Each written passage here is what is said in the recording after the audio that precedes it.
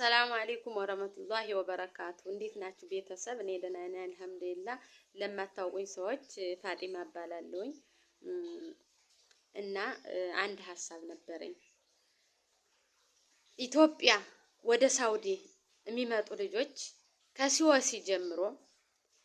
ከሲወሲ ስልጠና ጀምሮ ብዙ እንግልት አለ፣ ብዙ ድካም አለ።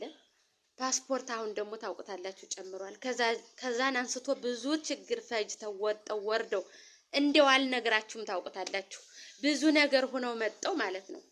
ብዙ ነገር ተንገላተው መጠው ከዚህ አልጋ ባልጋ አይሆንም። የጉልበት ብዝበዛ አለ፣ የምግብ እጥረት አለ። ከመኝታ እንኳን የተሟላ መኝታ የሚሰጣቸው ከ115% ናቸው እንጂ 85% በጣም ነው የሚሰቃይ። ሽንት ቤት በር ላይ ሁሉ እንዲተኛ ነው የሚታዘዘው።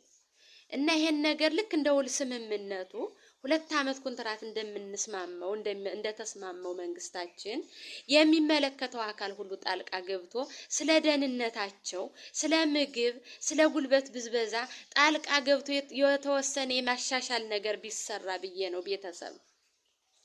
እኛ ስንመጣ ከሜዲካም ጀምሮ ጤንነታችን ተሟልቶ ነው የምንመጣው። ከዚህ ግን ወጠን ስንሄድ ማንም ሰው ጤንነታችን አስመርምሮ የሚረከብ መንግስት የለንም። ለምንድን ነው? ከዚህ መጠን እዚህ ስንመጣ ሙሉ ጤንነት አድርጎ ሙሉ ጤንነታችን አስመርምሮ ነው መንግስት የሚቀበለን፣ የሳውዲ መንግስት የሚቀበለን። የኛ መንግስት ግን ለምንድን ነው አስመርምሮ የማይቀበለን? በጉልበት ብዝበዛ፣ በምግብ እጥረት ብዙ ችግር ደርሶባቸው ብዙ እህቶቻችን እኮ እያበዱ እየገቡ ነው። እያበዱ ወደ ሀገራቸው እየተመለሱ ነው።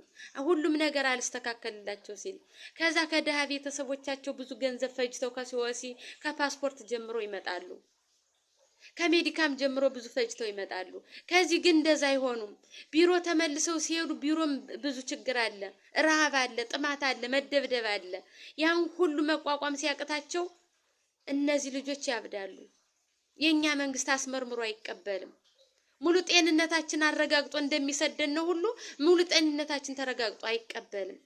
እና ይሄን ነገር ታላላቅ ሚዲያዎች፣ ታላላቅ ቲክታከሮች፣ ብዙ ነገር የምታውቁ ብዙ ምሁራኖች ይሄን ነገር ብትሳተፉበት፣ ይሄን ነገር በቃ ከውል ስምምነቱ ላይ ተካቶ የማሻሻል ነገር ቢካተትበት ብዬ አስባለሁኝ። ይሄ ነገር ዝም የሚባል አይደለም። ብዙ እህቶቻችን ኮንትራት ቤት የሚመጡት ብዙ ወንድሞቻችን እየተንገላቱ ነው፣ እየተሰቃዩ ነው፣ ሃይምሮ በሽተኛ እየሆኑ ጎዳና እየወጡ ነው። እና ይሄ ነገር ቢስተካከል የትም አይሄዱም በመባል ረሃብ አለ፣ የትም አይሄዱም በመባል የመኝታ ችግር አለ። ይሄን ነገር ቢሻሻል ብዬ ነው የማስበው ቤተሰብ። አመሰግናለሁ። ሸር እያረጋችሁ አድርሱ።